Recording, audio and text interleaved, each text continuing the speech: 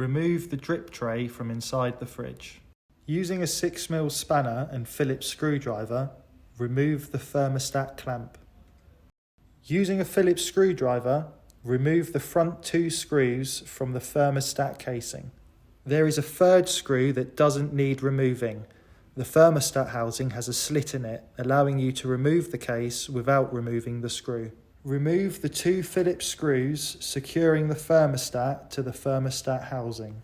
Using pliers and a cloth for protection, remove the thermostat dial. Carefully remove the thermostat from its housing. Take note of the wire positions. You can then disconnect the 2 wires.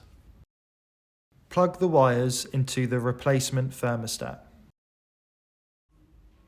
Reinsert the thermostat into the housing.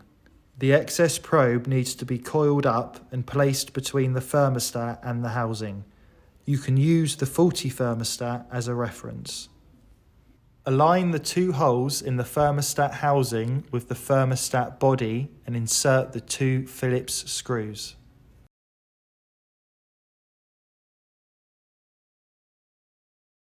Slide the thermostat casing back onto the screw that wasn't removed.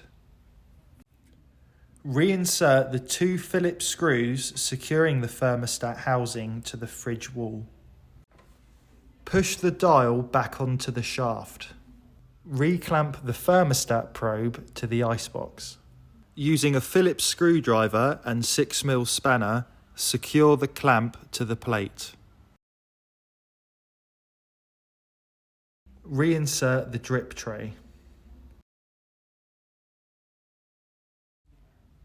The job is now complete.